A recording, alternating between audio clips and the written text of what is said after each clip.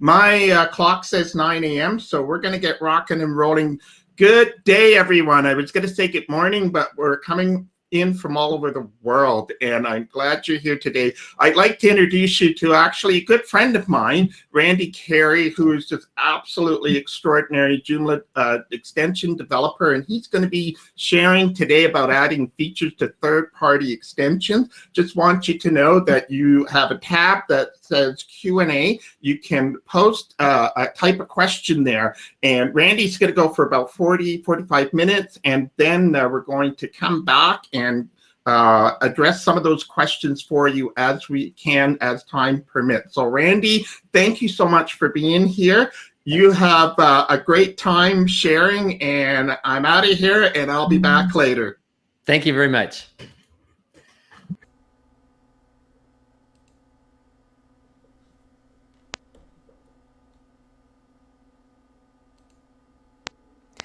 I think we've all been there. We sit down with a client to learn what they want, and their request is reasonable. We've chosen the best extensions, but even so, the extension does not provide everything they want. So at times, our response is something like, sorry, the component we are using does not offer that feature. We've become dependent upon our third-party extensions doing all the work. So we may feel locked in to that response, but the requests that the clients are making are reasonable. They have a business need for those. And our response, as trapped as we may feel, is not what the client wants to hear. A few years ago, I took on a large international project, and the client wanted a Joomla site. They also wanted and expected enterprise-level features. And some of these features just don't come out of the box with a standard CMS nor with reusable extensions. But at this level of client, I did not want to disappoint. They hired me as a Joomla expert, and I needed to respond as that expert. So as they asked for features, I quickly learned never to say no right away. Rather, I would think about the request, I would brainstorm for a solution, and I would experiment. And you know, I found that almost every single time I could deliver what they wanted. As a result, since then, my response to clients has changed. And now that I'm asked for a feature that is not out of the box, I respond something like, the component does not provide that, but you know, let me think about it. I'll see if I can build you a solution.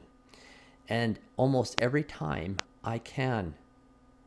Now, I've been able to recognize the system as to how I responsibly add these features to third-party extensions, as I've been doing it several times and experimenting. And in this talk, I want to share an overview of that approach that I discovered and developed. If you find yourself motivated by this approach and want to dig deeper into this, well, at the end of my talk, I'll be providing a page of resources on how you can request to be notified of further discussions in this area, along with some tools or more links about more information relating to all this. So my agenda today is that first I'm going to talk about the points at which we can safely extend what we get out of the box.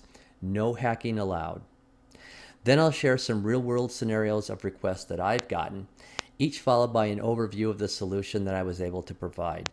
And of course, we'll have some Q&A at the end.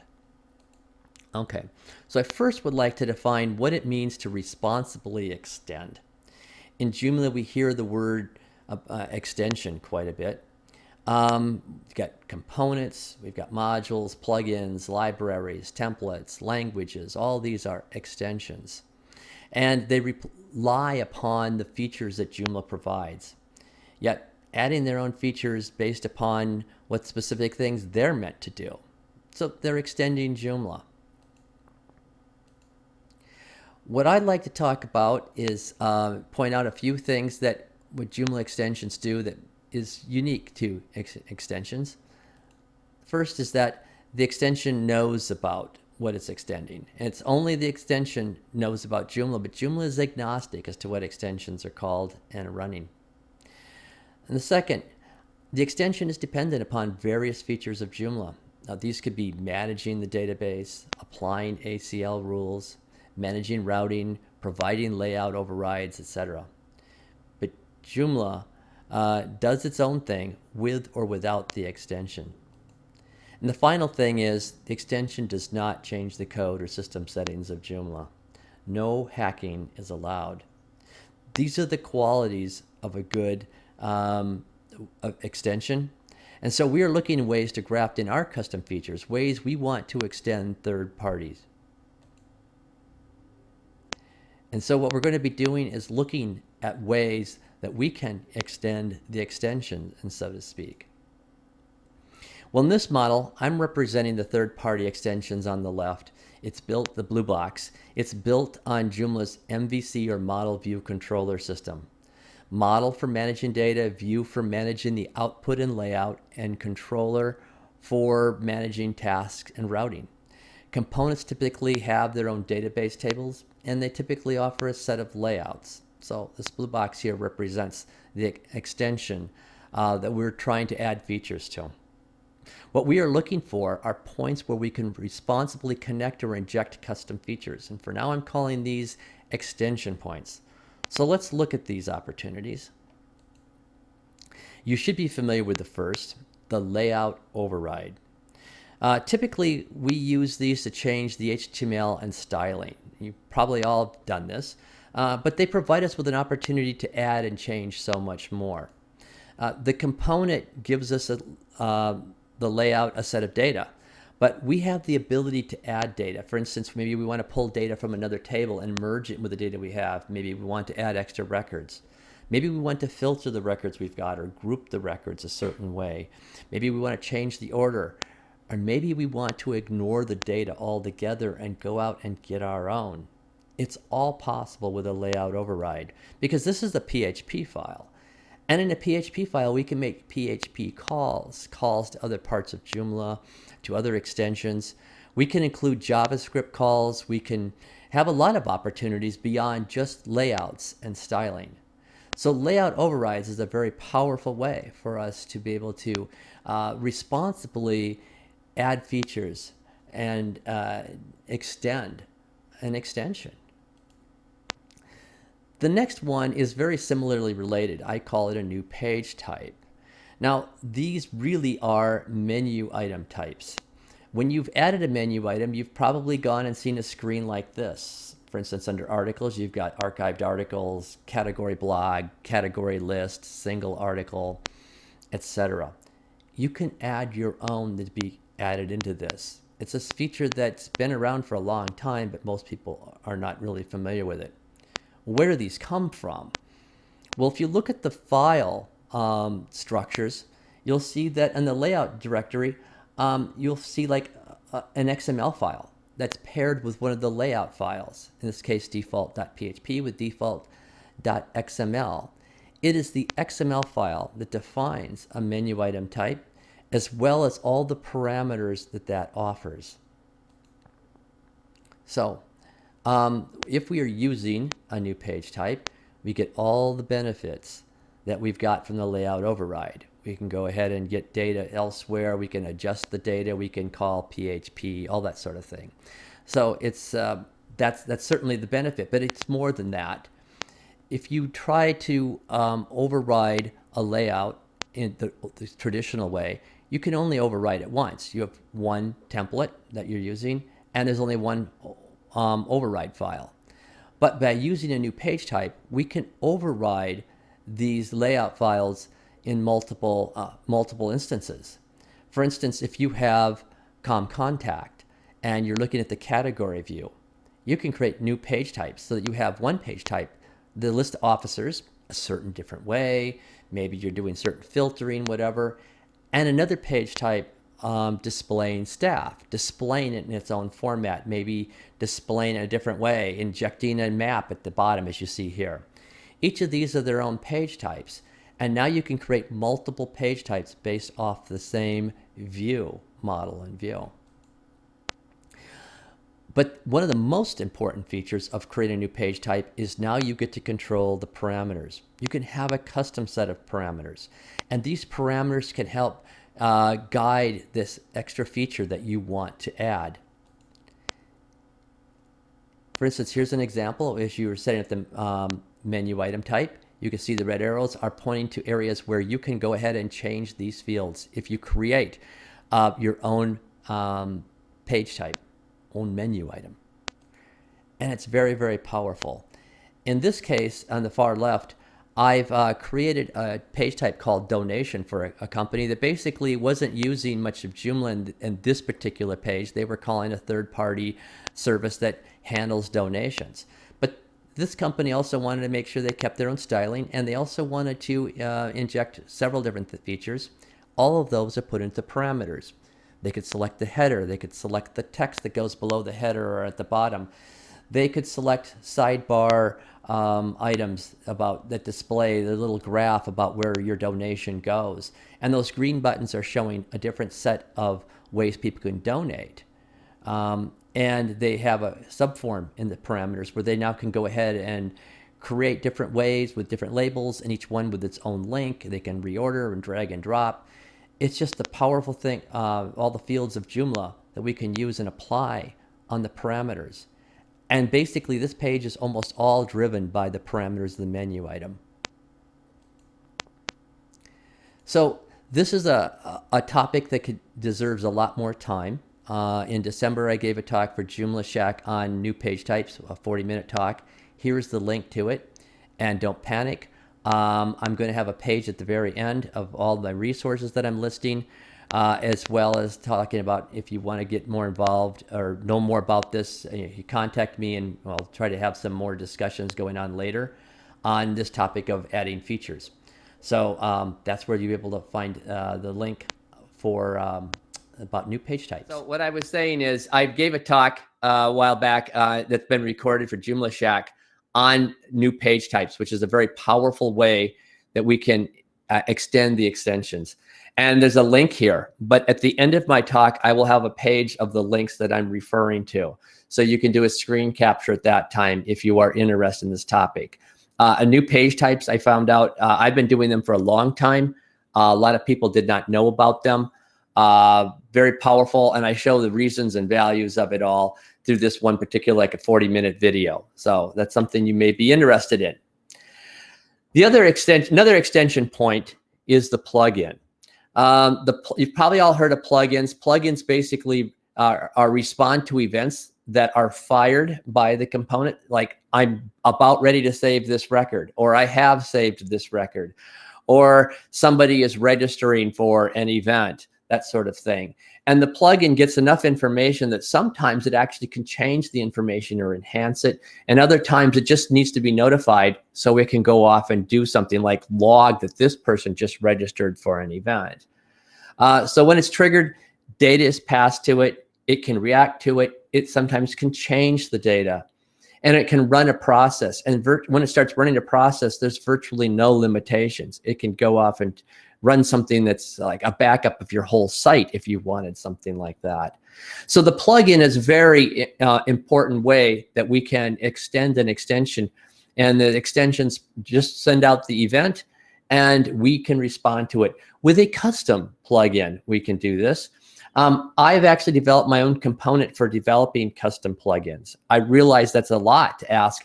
I do custom plugins a lot, and I don't think I'd be doing them very much if I didn't have this component. I call it plugin generator. You see there's a few basic screens or fields here.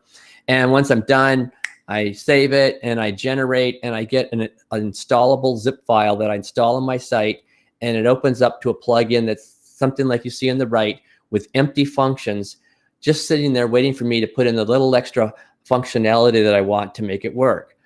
I'm going to be making this available. I have to clean it up a bit because it's made more for me with my information at the top, but I'm going to clean it up and make it available. You could go to my site, careytech.com, and say, please put me on the notification list. And I'll again have that on my resources page. I have one for generating custom plugins. I have one for generating custom modules. Just put in a few fields. Boom. You have to know enough PHP in order to make these things work, but they're available.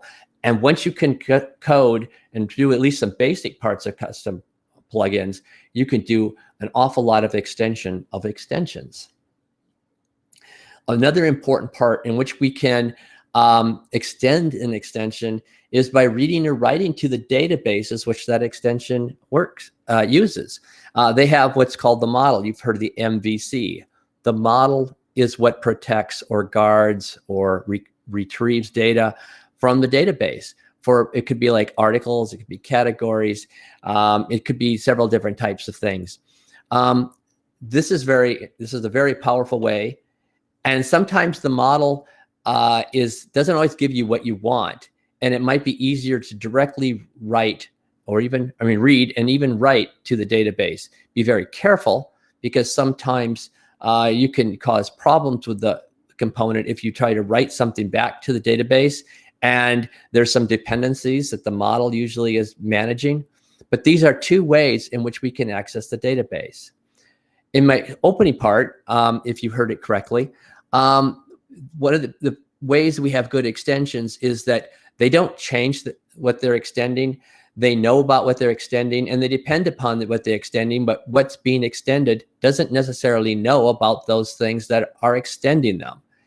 In all the cases you see here, layout, overrides, the new page type, the plugins, writing to the database, these are all things that happen outside of the component or the extension that doesn't interfere with the extension doing what it does. It just adds and augments to it, making it a very good extension point.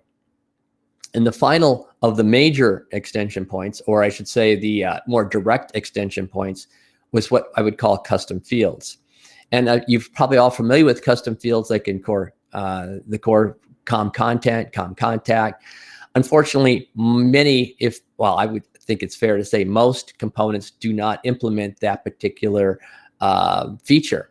But some of them offer their own form of custom fields, and this can be very powerful. You're adding extra data fields where you can add extra data to the records. I'm not going to go into too much detail there. Now that we want to talk about some more secondary ways we can do it, once we're reading and writing to the database, a module can display the particular data. And a custom-made module allows you to display whatever you want, taking all this different data from this database or somewhere else. And that's a very powerful way to extend the extensions. I use libraries an awful lot, and I use libraries to manage the data that I'm getting. And the libraries offer functionality, like an API set, so that a layout override, a new page, or a plugin, or modules can actually call library functions, and the library manages all the important things that needs to be done, such as managing data that we get from the database. And it also can go ahead and get data from other data sources on the Joomla site, or even somewhere out in the cloud. For instance, you may have data in your component that you want to somehow link to some values you're getting from calling an API. Let's say you have a list of stocks in your component, and you want to know the current rate of those stocks. You can call an API that actually is out there and tell you what this one particular stock is selling or trading for at this time. And on your website, while you list all the different stock options or whatever you have from your component, you can also show the current rate using a library that's going to merge those two pieces of information. And you are reliably or responsibly extending that particular component. But one of the most important things I've learned lately, probably only the last couple of years, is I like to build a custom component that is a helper to the third-party component. Sometimes I even build one that's for the whole website that puts in those utilities that I want to run, that I have I can create it, but I don't know where it goes. And so this is a catch-all for all the utilities on the admin side, like running certain reports, monitoring are the right people established in their particular roles in the ACL, things like that. I could put all those sorts of things in a custom component. And now custom components really aren't that hard to build anymore when you have component builders. There's service called Component Builder and one called Component Creator. And I use Component Creator, which is component-creator.com. I've been using that for many years. And I just set up what I want for the fields and the different views, and then I generate it. And there's the component. If I want to change something, I go back and change a few settings, and I create it pretty quickly. So I'll create a component here that's going to create new sets of database with tables, and I can now augment the third party by using a custom component. So I'm able to create different custom data types. I'm able to apply custom actions, and I'm able to create new page types through this custom component. All of these are like a helper or augmenting that third-party component. And in my real work examples, I will show you several times of how I'm using this custom component to really do some powerful things. And of course, the custom component works really well when it's in order to link to the third-party component, if it's relying on the libraries that are now getting the data from the third-party component. It's the libraries are a great common place for layout overrides, new page types, plugins, custom components, and modules in order to get access to all this data. And the library can merge the data from both the custom component and the third-party component. And so here's a summary of all the extension points that I've talked about that I see are ways that we can extend the component. The layout override, the new page types, custom plugins, custom fields, reading and writing to the database, libraries that manage all this. We can have custom made modules or module overrides of modules, layout overrides of modules that already exist. And we have our custom components. And when you have a custom component, you can do so many things that you wouldn't be able to do that would be considered hacking on the third-party component. So I'd like to transition to talk a little more about real-world examples. So here's the scenario. There's a list of events, and a certain event item represents a slate of undetermined dates, sometime in May, but each event must be tied to a date. But all the other events are tied to a particular date. Well, we have a layout that always shows the date. On this particular item, that doesn't work as well. Here's the example of the layout. All these items are tied. Here's a certain date and time you can go to it. And one of these is basically saying, hey, we're going to do this event multiple times in the month of May, but it's all weather dependent. And in that case, it's not appropriate to show a date. So the client comes back, do not display any particular date on this one event. And here it is highlight, showing you what that event is. And if you read the text, it says the annual data collecting events are held on weekends over May as weather and schedule permits. So we explain it all, but yet there's that date there. This is a very reasonable request. And so this basically means I need to build a new feature tied into this component. The component doesn't allow me to suppress the date per item. So I need to have a way to control the display of the date per event. And notice that the request is not exactly the same wording as what I put for the feature. The client's only focused on this one particular instance. And I'm not trying to solve just that instance. I'm trying to solve it with a new feature that's going to solve that type of problem. And I think as developers or site builders, integrators, we need to think that way more. Think a bigger picture, maybe a little more abstractly than some of the specific things our clients are asking us. So how did I do this? And I'm trying to start with a fairly simple example. I'm going to use a custom field. Now, this event extension is not one of the cores, and it has its own mechanisms for doing custom fields. It doesn't matter if it's a core version of custom fields or if it's a one that's specific to the component, it offers it. And so I added 3 fields. I ask, is it tied to date? And the default is yes, because almost all of them are. Is it tied to a time? Do I want to specify the time or not? And that's either, it's always set to yes, but you can toggle for any event, you can toggle no. And if you want, you can have some auxiliary text for the date and time, something that I can't anticipate what you're going to want, but just put a little text in here and the display of that event will put that text in there. And then I created a module layout override. We already had a module in there and with a layout override already, but I took that layout override and I added the extra logic saying, I'm going to check the parameters. Is it tied to a date or not? Is it tied to a time or not? Does it want auxiliary text? And go ahead and display each item based upon those settings on each item. So the user goes in and changes the default value on an item of interest. They may, in this particular case, they went and said, no, it's not tied to a date. No, it's not to a time. And here's the text that I want to display.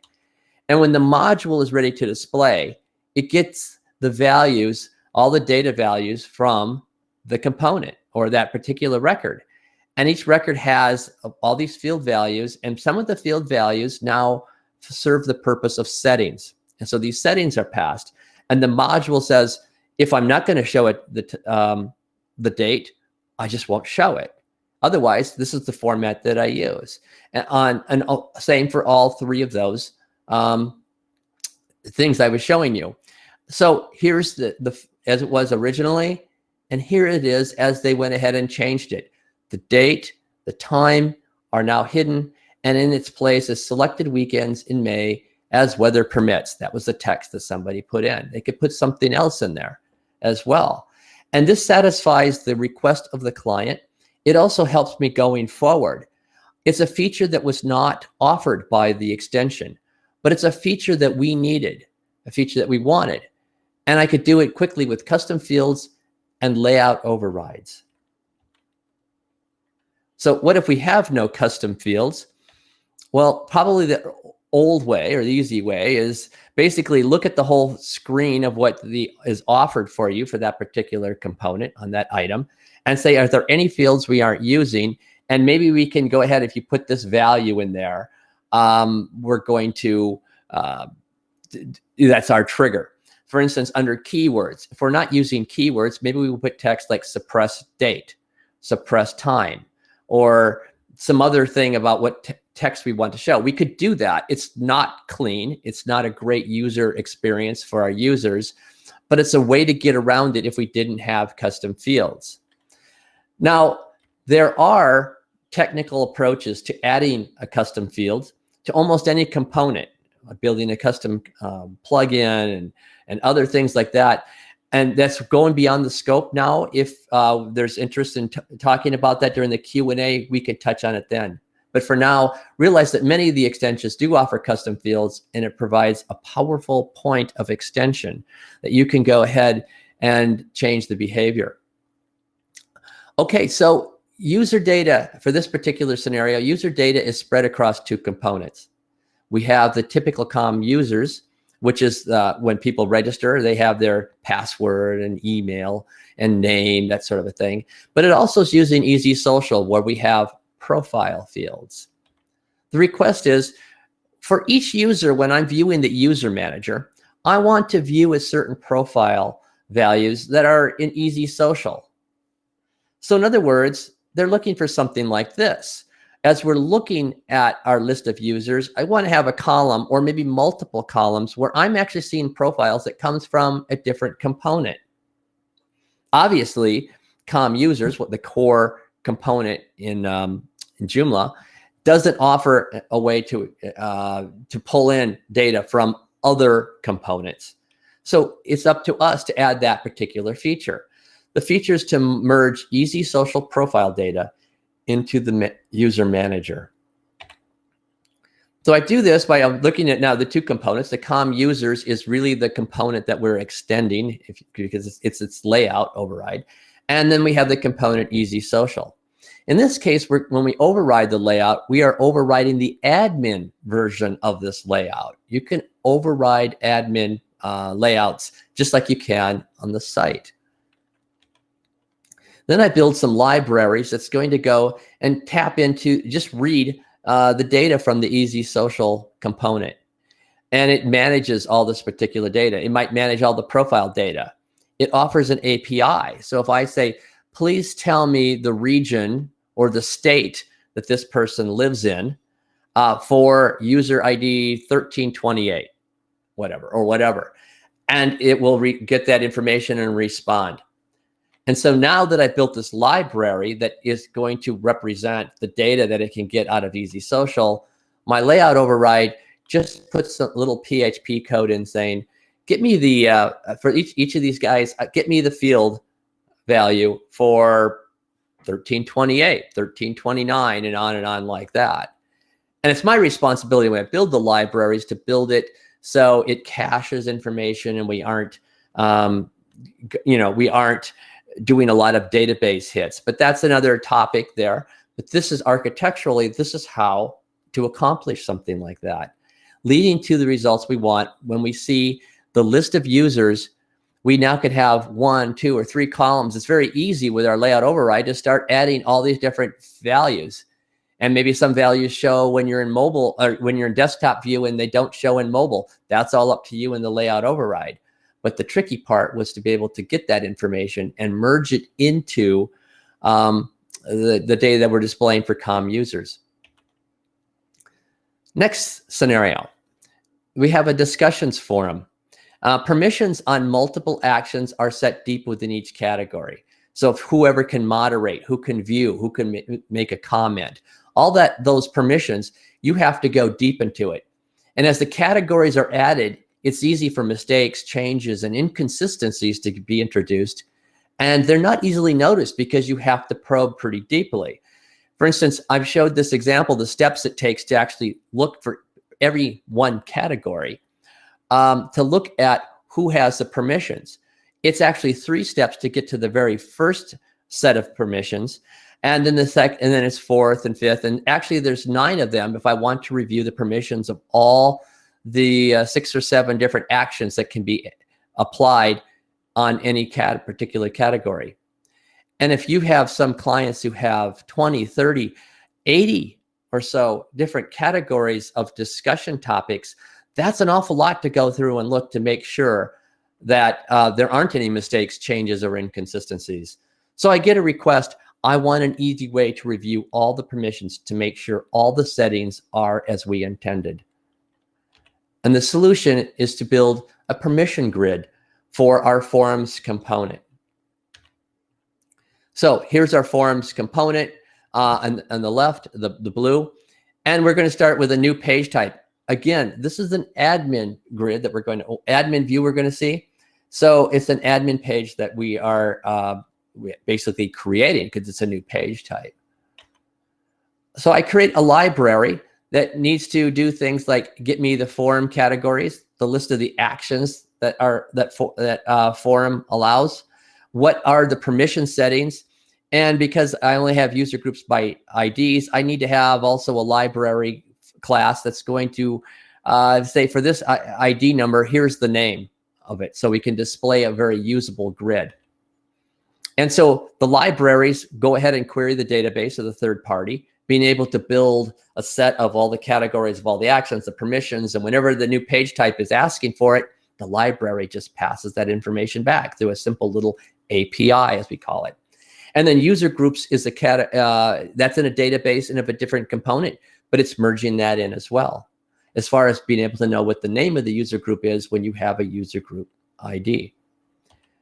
And so here's the result of what I built. And I've had a couple different actually clients who like using this particular solution. You have the list of all the categories actually is embedded as well, as far as child categories.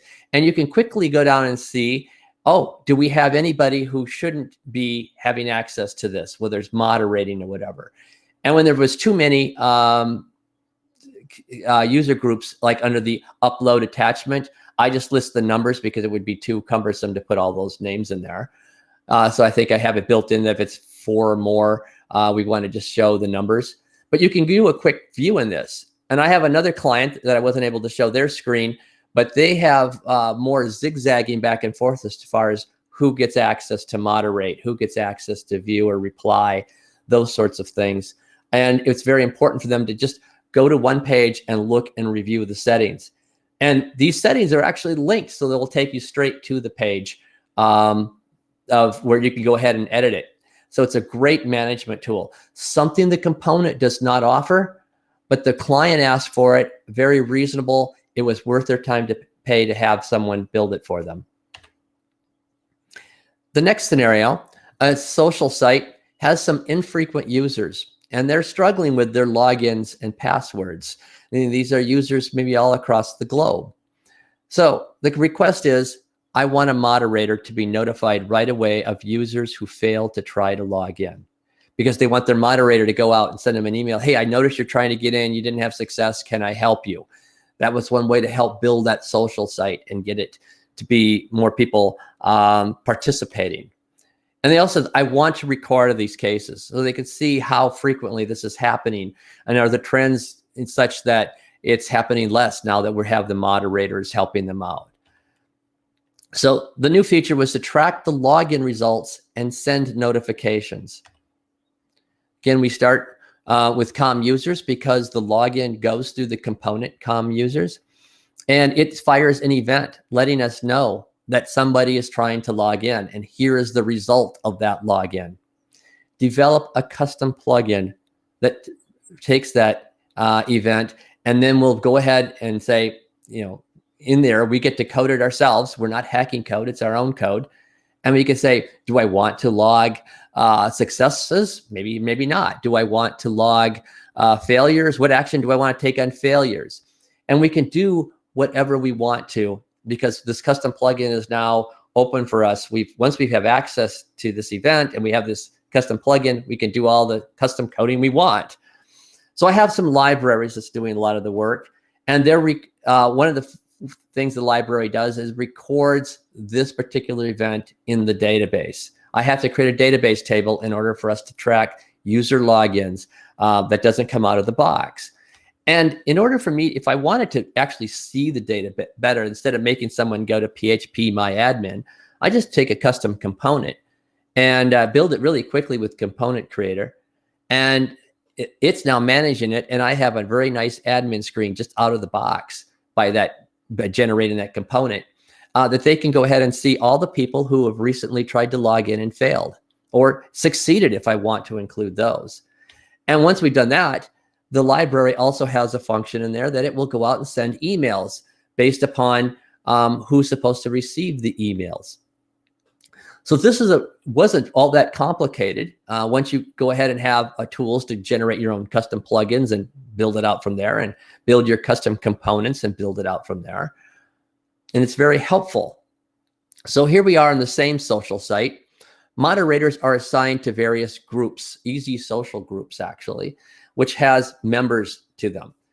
And the request is, when a moderator sees the members within their easy social group, the moderator should see some indication as to how active they are. And so we sat and we discussed, what do you mean by how active? Well, it'll work if we know the last time they logged in, and maybe when they created their account, so we know how long-term they are. So this is a new feature to be built for them. Track a user's group participation and display these metrics to a moderator, a feature that does not belong to the easy social component, but something that this client wants to add in. We start out with basically creating a custom plugin that's going to listen to system events. Joomla puts out several things like this person, they're logged in, or this is the page that they're visiting. So every page they're visiting, we're looking at analyzing and saying, what component are they visiting? And if they're visiting a user group in Easy Social, doesn't matter which component or which page, but any of those groups, we're going to take action. The plugin's going to take action. The other ones, it maybe drops them off the side, or maybe it's even going to track, well, we've already been tracking those people who are logging in. So if it's an Easy Social group page, it's going to go and contact the library and says, hey, please register this person as visiting this Easy Social group page. And the library will take it and record it to the database. And in this case, I'm writing to the exact same database that's recording the logins, but I have an extra field in there and saying, no, this is now viewing a group page. So now we're tracking users who are both having logins and visiting a particular group page. And I have a component that is helping me review those and manage those. So we go to Easy Social. We have our custom component. And now I have a layout override that shows the list of group members. And from that, that layout is asking the library, hey, tell me the information, the interaction information of that particular user. It goes, checks the data, and then it sends it back. And at this point now, we're able to have, for all the list of members, we can tell what area, what region they're in. We can tell when they last visited this particular group, and we can also see their last login. And that helps people know how recently the person has been active in this particular group. So sites use Easy Social Groups and Easy Discuss as a forum. This is getting a little more, this one will be a little more complex. Site owners have set up some forum categories to correspond one-to-one with an Easy Social group. So basically you have these, we can create these groups in Easy Social, and Easy Discuss has categories for their forums, and they want some, if you belong to this group, you also have access to the forum. And that's exactly what they're asking for. To access certain forum categories, the user should be a member of the corresponding Easy Social group. And that membership should change as a person leaves or joins a particular group, whether they have access to that discussion category. So you can see the mapping here. If they belong to the Easy Social group, they should have access to the forum permissions based upon the rules they set up. So I need to sync membership from Easy Social to the forum category. So first thing I had to do is do some research. I found out the forum assigns permissions by Joomla user groups. The Easy Social assigns it per members. So Easy Social does offer the needed events for that should be joining or leaving a particular group. So, okay, I can use plugins there.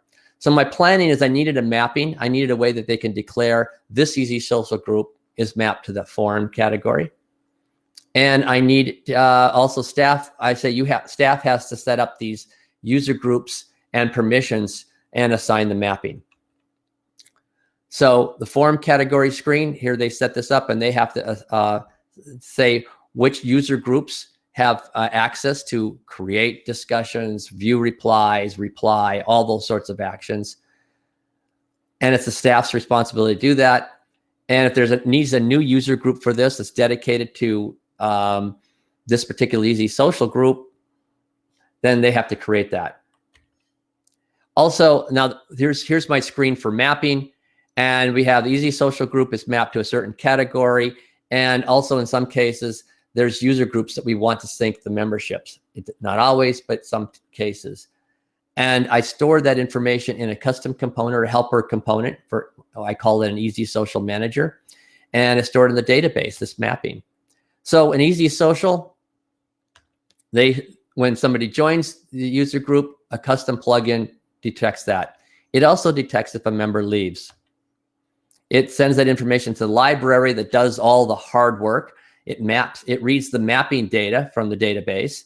And it also goes to the table that tells if a person should or should not belong to a user group. So by this time, we know the person's joined this Easy Social group or left this Easy Social group. And we know the Joomla user group that they need to be assigned to, either added or removed. And that action has taken place. All the complex logic would probably be more in the library. As a result, we have a mapping here that if you joined, you get to see the particular forum permissions. And if you leave, you no longer see it. The last thing, working example I want to show is for an aquarium society that I belong to. With a pandemic, they needed to move from in-person auctions to online. And these are very important. We're working with live fish, so we need day of transactions as far as moving fish from one person to another.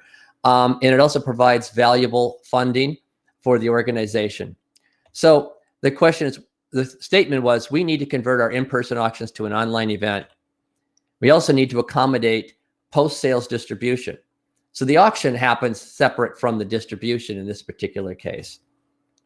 We need a full-featured online auction event. Well, I looked at GJ Classifieds, which offers a lot of the features that we want, but it fell short. And that's what I'm talking about, extending the extensions to give us the features that we need. It includes bidding per item. The seller can post the item automatically. The buyer can search and browse. Time-limited auction. So we can say the auction ends at a certain time. There's different categories that we can put the items under. We can have custom attributes, email alerts to tell people, hey, somebody's bid or you've been outbid. It integrates with Joomla and Joomla users and applies access control. These are all things I didn't want to have to build. So I use this as my starting point, but it wasn't, there were some features we wanted that I had to augment or extend. And for instance, this one was for classifieds. This third-party component does not have the concept of an auction event with start and end dates, or this particular auction has a minimum bid, or buyers or sellers get a certain percentage of the split on this auction, but a different percentage on the other. So there was no concept of an auction in the component. So we needed to have items assigned on the current auction event, and rules are tied to each auction. Things like percentage split, fixed starting price, the time that the event starts, the time it ends, all those sorts of things. We also had, because we're going to want people, we need to sort these items out really fast, we needed to print special labels. And so we needed to have a way we can generate our special labels. We can have reports for the sellers and buyers for this full auction. And when a classified component is item by item, not per auction. People were asking for an auto bid feature, which we finally provided. And then we wanted a screen for managing the selling and buying of all per user. And then there's future enhancements we want. So the helper component is the first thing I started. I realized there was all these extra features. I needed more model view controller or database areas for these. For instance, I needed the concept of an auction. So I used the new component to create an auction items. And I mean auctions. And then there's the auction items themselves that need to map. And so we add enhance. It's like custom fields, you could say, on the particular auction items.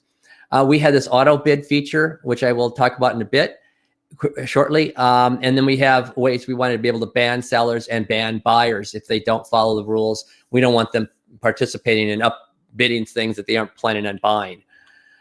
We also had new page types. We have a form for we can have the auto bid where you say, I'll bid up to this, but only bid incrementally until I reach that point.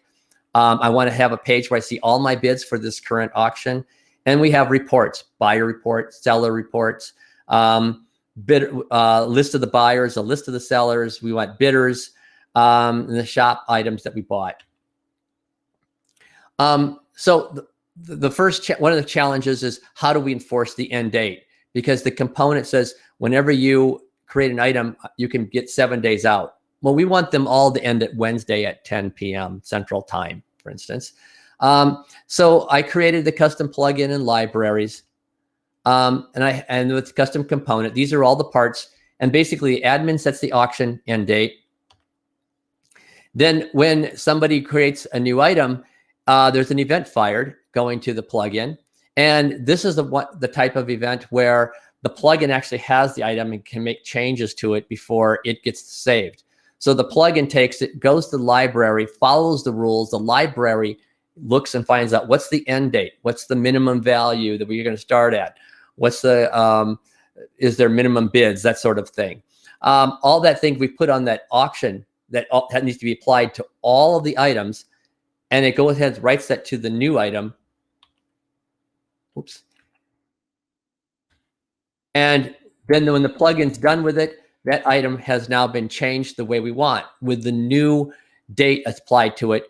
And we pass it back to the component, and the component saves it, not aware that our plugin had done anything, but it knows that plugins could actually change the values.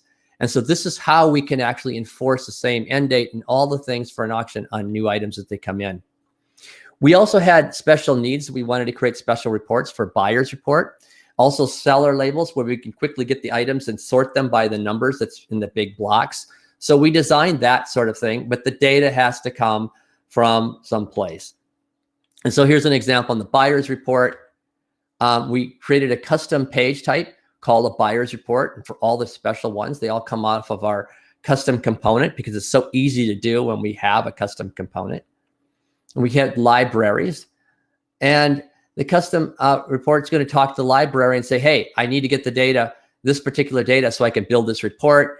It goes and gets data not only from our custom component, but also from the classifieds component, merging that data and giving the data that's needed. So this works kind of like as a join, or taking data from multiple sources and sending it back. And then from that point, it was just basically doing the styling and creating the reports we want, whether it's buyers reports, sellers reports, or printing labels. So the auto bid was one thing that people ask for. And it's if a price is at $20 and they'll go up to 50 and they don't want to have to be there and keep bidding for people, they want to say 50, but it's only going to bump me up to 21.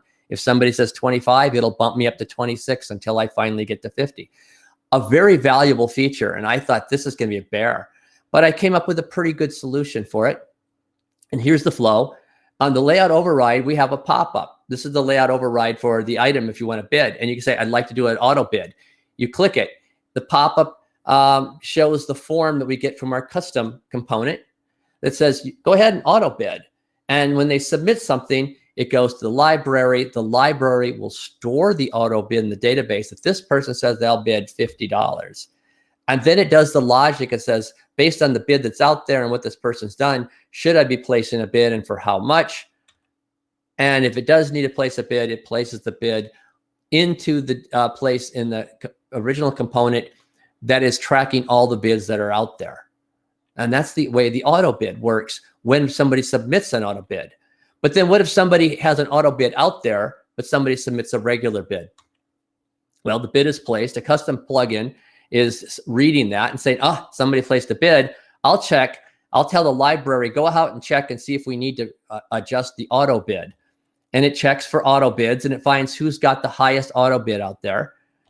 It evaluates, should an auto bid be placed? So if this person says 25 and the person says, I'll go up to 50, it will go out and it will place a bid saying this person's bidding $50 or $26, where the other person's already bid 25. And so the auto bid is now successfully doing its job, being able to bid for someone else. Okay, that gets a little wordy, but you can see it wasn't that difficult to extend that particular extension in a way that the extension extension can be updated and upgraded. It doesn't hurt.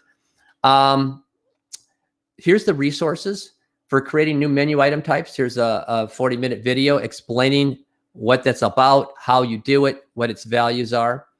If you're interested in plugins, the book, the gold standard right now, is the book called Programming Joomla Plugins by Jesse Reitzma. It just tells you basically everything you want to know and things you never thought you could do with a plugin. Because once you can do plugins, you get so much power of extending a component. And then I did a talk a couple years ago on system plugins, how they work in the whole scheme of things as the page is being built. And it really gives you a good perspective, I think, if you want to start building, when can I use a custom plugin for this particular scenario? Then the extension generators, I mentioned Component Creator for generating your custom components. It's great. I'm glad I didn't have to build it, but I used theirs to build components that helped me to have a plugin generator and a module generator. I will be releasing these free for people who are asking for it, but I have to wrap it up a little bit better and more clean before, and so it's more usable for other people instead of just my own use. But just go to careytech.com, use the contact list window, ask me to be on the list. I will send it to you. And if you have questions, same place, careytech.com, ask me questions. I like Joomla. I like developing. If people have real questions, I'd like to try to help out. Okay, Joe, I've gone a little longer than I thought on this part, but I do have a little time for Q&A, so I'm available for that. We have just a few short minutes, and we have two really good questions here. I'm going to go from the most recent one. This is from Andrew, and he says, I'm assuming that using this approach avoids the integration breaking when the component is updated. Is that correct? Correct. As I've showed, a good quality of extension is you may have a dependency only flows one way. We know about that component. We know what it can do, but it doesn't know about us. So we're not changing any code. We are responsible. The only way it could break in a layout override could break is if the component builder totally redid their things and totally reworked their database. Then you'll have an issue at that particular point. But you'll also have the same issues on your layout overrides. So they're just as safe as layout overrides.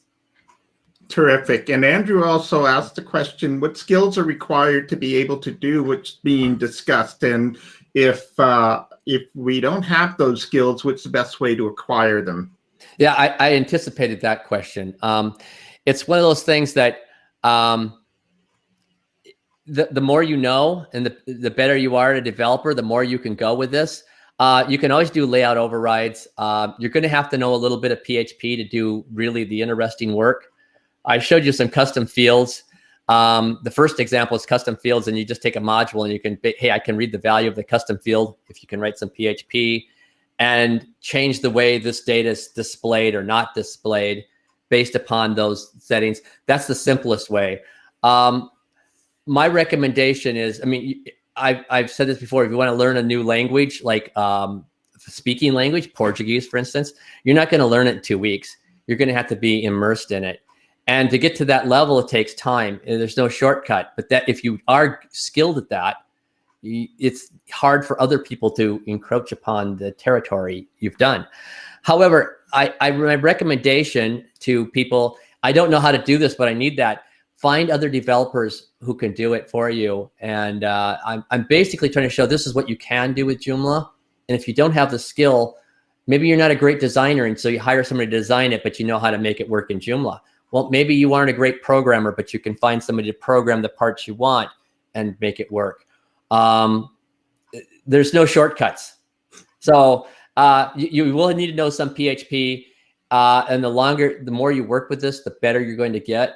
And if you work with somebody who is a skilled PHP person, they can look at the architectural things like what I put together, and they should be able to cobble together solutions pretty quickly for some complex problems. Great. Randy, we had a lot of people in this session, including yourself and myself, approximately 20 people. Now, I created a quick poll, and if you go to the poll tab, the question is simply this: are you a back-end developer? Approximately 9 people have already participated in that poll, but it gives us a chance to find out who are the people in the session and what's their skill set. So it would be great if you want to just participate in that poll in the last minute that we have here. And this has been a fantastic, inspiring session, Randy. I'm glad I was here for this because it makes me excited about Joomla again. And I just want to encourage everybody, ask Randy is a great way to get engaged with Randy, to follow up on this. We didn't have time to go back and review some of the early part of the session where the audio kind of degraded a bit. Randy, this video is going to be available, but that choppy part of the audio, we're going to try and find a way to maybe enhance the audio during that part so that it flows all the way through. If you need me to go ahead and redo some of that part, that'd be easy to do. Keep that in mind as an option. Yeah. Andrew's saying it might be just quicker just to re-record it, so you could actually do that on your end now. Possible. Well, anyways, we'll figure that out because I think this is such a great... I'm available for that if you need it. Yes, this is really, really great, and it's approximately 10 minutes of time where, and I let it go longer than I should have before I jumped in because I thought it would self-correct, and it didn't. But thankfully it did. And Randy, you were great. Your voice was strong after that all the way through, and this has been an incredible session as well too. So again, you mentioned about componentcreator.com and asked if people are interested in it to get on a list. So I want to be on that list. So I'll be going over there. Componentcreator.com is, you can get it free, but if you want one table, you pay if you want to be able to do extra features. The list is for my components that I created from Component Creator. Gotcha. For generating plugins and generating modules, because a lot of my solutions say I got to get a plugin for this. I'm not going to hand code the whole thing. I want to just generate it and then put in just the specific logic that I need. So that's what these are offering. It's like there's no reason for me to keep it to myself. I'd like to share it with other fellow developers. Okay, Randy, somebody is reporting that your website's giving a 500 error when trying to send the contact form. So who knew, eh? I guess you need to hire a developer to fix that for you. You know, my host has made a lot of changes. If you're following things, you might know who the host is. They've made a lot of changes, and we've been having issues like that. And I'm probably going to be finding a new host. But so I will look into that. It shouldn't be an issue, but who knows? Okay. Okay. Thank you very much, everybody, for being here today. It's now 10 o'clock. We got 15 minutes to find our next session that we want to be in. Randy, thank you very much. That was an awesome presentation. I loved your slides. It's great to see you again. And so please, let's see if we can quickly see what the poll. So the poll had 13 votes. There was 9 people that are not back-end developers, 4 that were in this session. So gives you a little bit of a feel that your audience were possibly people like me. So anyways, thanks again, Randy. Everybody, thank you for being at this session. Don't forget to get in touch with careytech.com. And thank you for being here at JoomlaDay USA. This is the next best thing to being in person. So have fun for the rest of your day. Bye for now.